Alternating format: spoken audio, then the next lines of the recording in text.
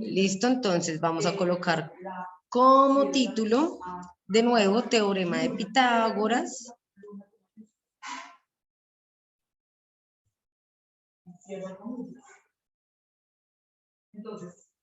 Pero entonces no va a ser, no, la clase pasada estuvimos como hablando un poco del concepto, ¿no? De la historia, ¿cuál fue la necesidad? ¿Cuál fue la necesidad que tuvo lugar a este tipo de planteamientos de teoremas? Recuerdan que habían diferentes necesidades, pero más o menos ¿cuáles son? ¿Quién recuerda? ¿Qué necesidades se cubrían con este tipo de análisis geométricos? Como las distancias, creo que era uno de esos. Ajá, para lograr establecer, poder medir bien distancias, ¿no? Y recuerden que en ese entonces, o sea, digamos que la necesidad en general, por lo menos para los babilónicos, era lograr dividir las tierras, ¿no? Chicos, la idea era poder lograr dividir terrenos porque ya hablaban de propiedad privada. Entonces, claro, cuando yo hablo de propiedad privada, pues necesito establecer, si yo quiero decir que esa tierra es mía, necesito establecer desde dónde es mía, desde dónde es tuya. Entonces, ese tipo de problemáticas nos recaen en estas herramientas, en esta creación de herramientas geométricas para lograr, por ejemplo, dividir tierras o ubicar cuerpos celestes, ¿no? Entonces, eso hablábamos un poquitico, como el teorema de Pitágoras. Sí, lo conocemos por Pitágoras, pero eso no quiere decir que Pitágoras haya sido el primero pues, en establecerlo o en pensarlo, ¿sí? Hay registros de muchas civilizaciones que ya entendían estas mismas relaciones, pues, en anteriores ocasiones. Entonces, les voy a mostrar acá la relación, cómo queda. Recuerden lo que les dije, el teorema de Pitágoras es una verdad que se asume para triángulos rectángulos. ¿Listo? Triángulos rectángulos. Entonces, dime, Luchito.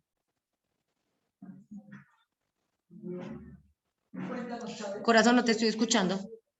No te estoy escuchando, Luchito. Sigo sin escucharte, creo que te está fallando el audio. Rayos. Luis, escribe por el chat.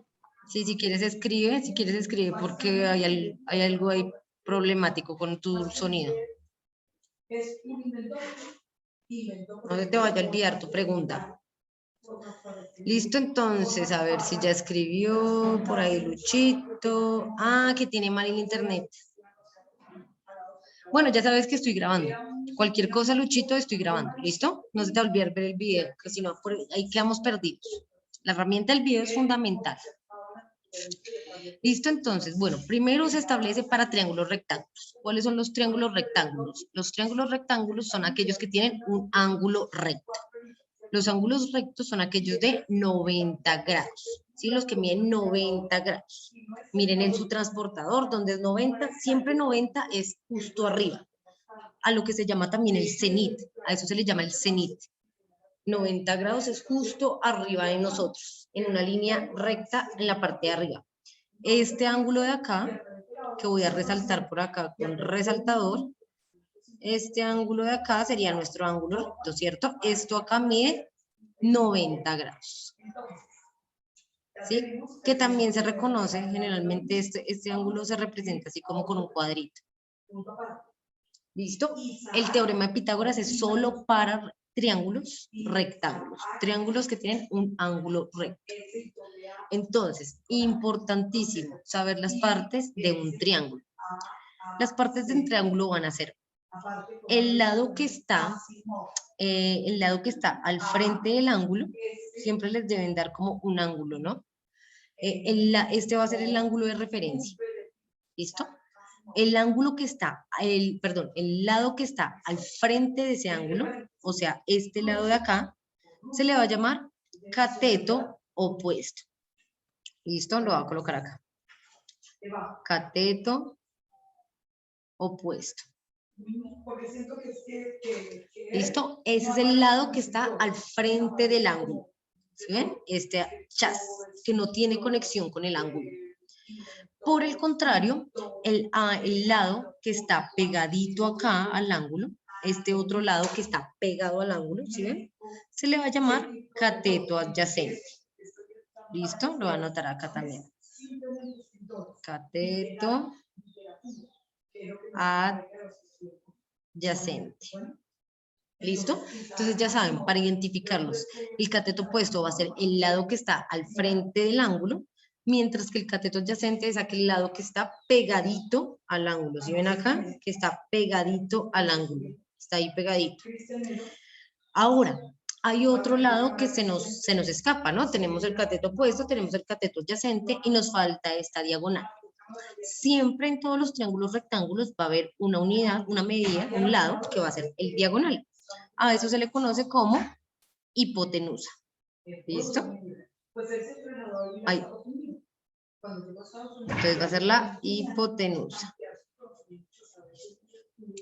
¿Listo? La hipotenusa va a ser ese lado que es esa diagonal.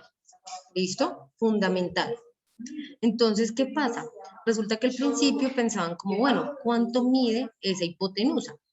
¿Cierto? La vez pasada nos estábamos pensando, porque cuando yo quiero ir a la tienda, cojo la diagonal y no doy todo el viajezote, digamos, si yo estoy acá y la tienda está acá, porque voy en diagonal y no doy todo este viajezote.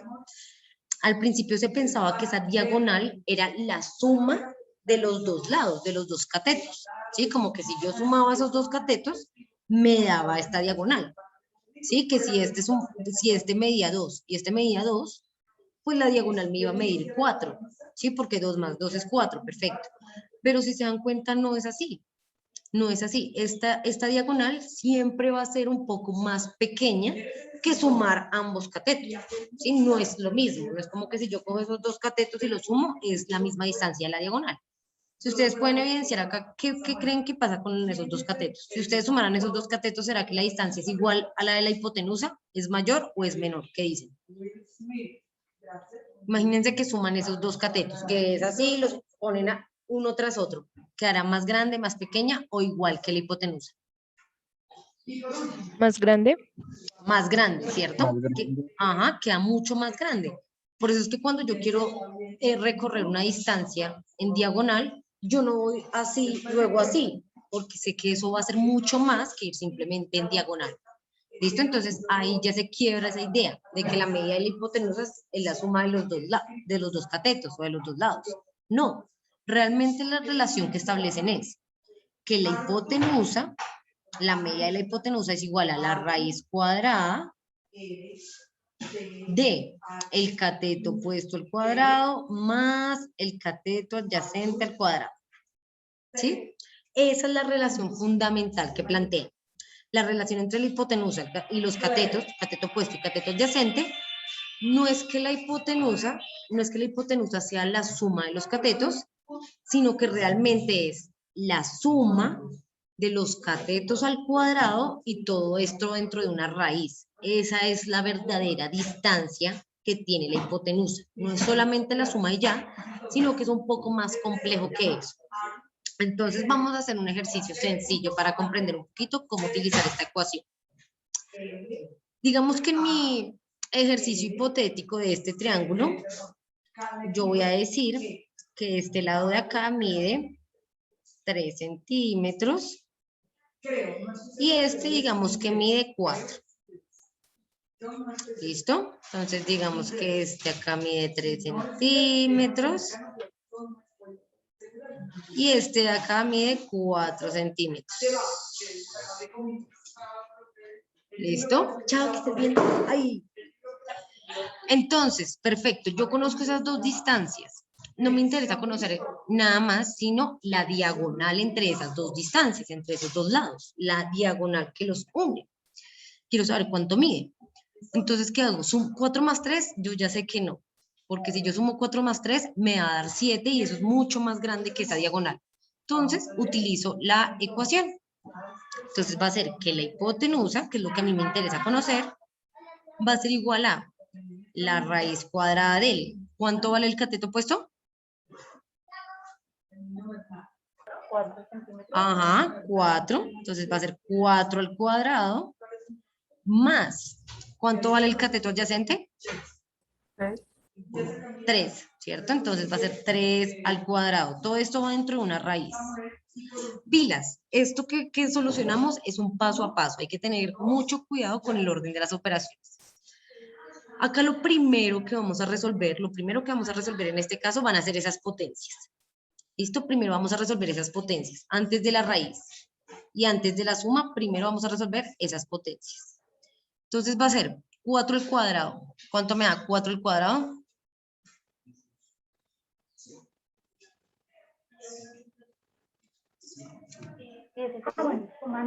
¿Cuánto? 16. 16, ¿cierto? ¿Por qué? Porque 4 por 4 es 16. Recuerden que es 4 por 4, no 4 por 2, sino 4 por 4. Más 3 al cuadrado. ¿Cuánto nos da 3 al cuadrado? 9. 9. ¿Listo? Entonces, bueno, acá ya lo que solucionamos fueron esas dos potencias. Tanto el 4 al cuadrado como el 3 al cuadrado. Perfecto. Ahora, siguiente paso a solucionar. Vamos a resolver esa sumita que hay ahí, que está dentro de la raíz. ¿Listo? Primero vamos a resolver esa suma y luego ya pasamos con la raíz. Entonces, la suma nos va a quedar 16 más 9. ¿Cuánto nos da 16 más 9?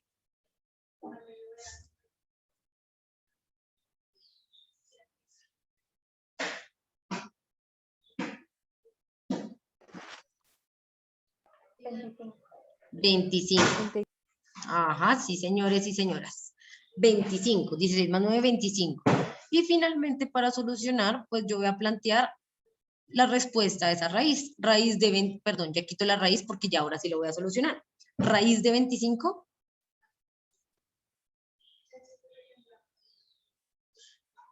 Un número que multiplicado por sí mismo me dé 25. 5. 5, ¿cierto? 5. Ajá, 5 por 5 es 25, entonces la raíz de 25, pues va a ser 5.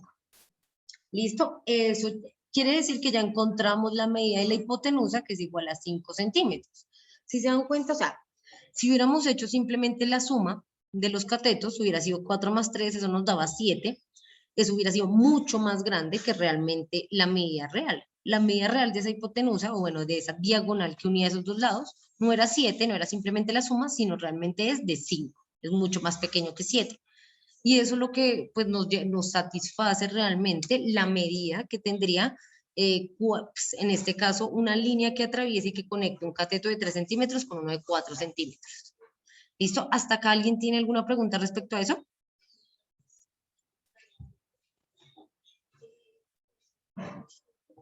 Listo, bien, bien, bien. Tomen entonces los apuntes hasta ahí, por favor.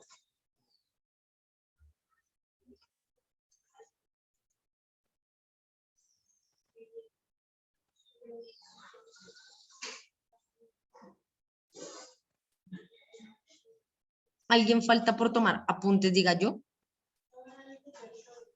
Yo, profe. Listo.